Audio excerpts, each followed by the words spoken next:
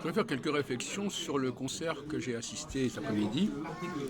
Concert où on jouait du Beethoven, du Brahms, etc. Et je me suis dit finalement que,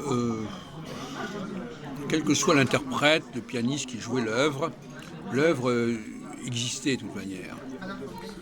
C'est-à-dire que la personnalité du pianiste, elle est secondaire. Ce qui fait le génie d'une œuvre, c'est qu'elle soit capable de s'imposer, quel que soit l'interprète. Donc l'importance de l'interprète, elle est très relative, je dirais. C'est vrai dans beaucoup de domaines. Il y a une œuvre, et il y a une œuvre au singulier, et puis il y a un grand nombre d'interprètes qui peuvent la jouer, avec divers bonheurs, mais finalement cette œuvre, elle transcende la diversité même des interprètes. Et c'est vrai, à mon avis, dans tous les domaines. Quand une pensée est forte, elle peut transcender la diversité de ceux qui l'empruntent ou qui l'utilisent. Et elle dépasse les équations des uns et des autres. Vous savez que d'un côté, il y a une œuvre, de l'autre côté, il y a une diversité d'exécution, d'application.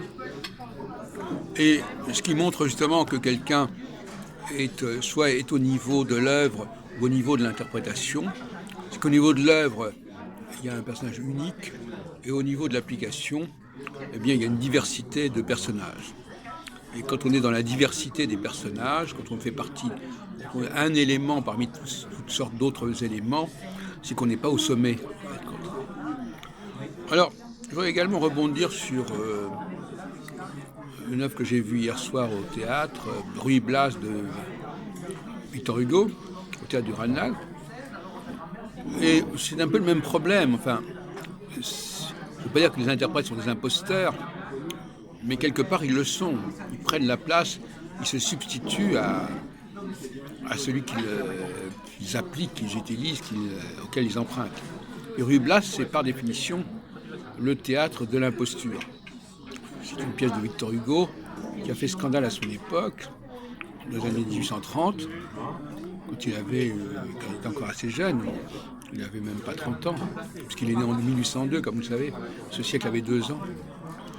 Et on voit un personnage qui va prendre une fausse identité.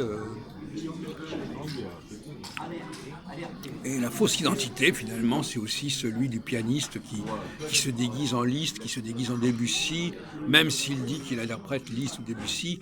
D'une certaine manière, il personnifie, au moment où il joue Liszt ou Debussy, et en ce sens-là, il est quand même dans une forme d'imposture.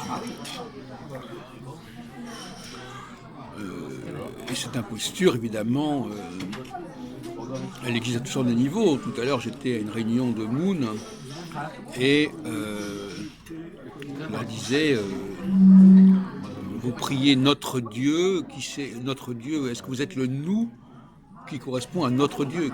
Quel est ce nous qui dit notre Dieu, hein? Our God en anglais. Et là aussi il y a une imposture, parce que on se met à la place d'un nous qui n'est pas celui du nous qui était au départ, hein. Si un groupe X dit nous et que vous êtes un groupe Y qui dit nous et notre. Et apparemment, j'ai fait cette réflexion à certaines personnes. Alors ils répondent de manière un petit peu évasive en disant, mais en fin de compte, on voit bien que quand un groupe dit notre ceci ou notre cela,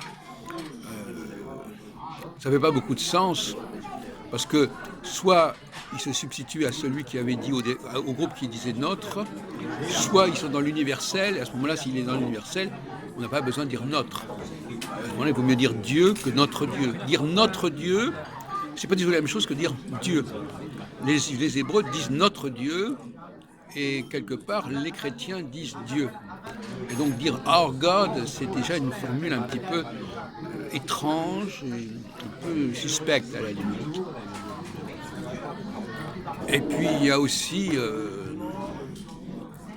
ces Coréens, justement, dont je parlais d'ailleurs dans une précédente vidéo, qui se présentent comme le vrai peuple élu parce que les autres peuples, les élus, ont démérité. Alors on trouve un prétexte, voilà, ils ont pas fait ceci ou cela, ils ont fait une faute, ils n'ont pas obéi.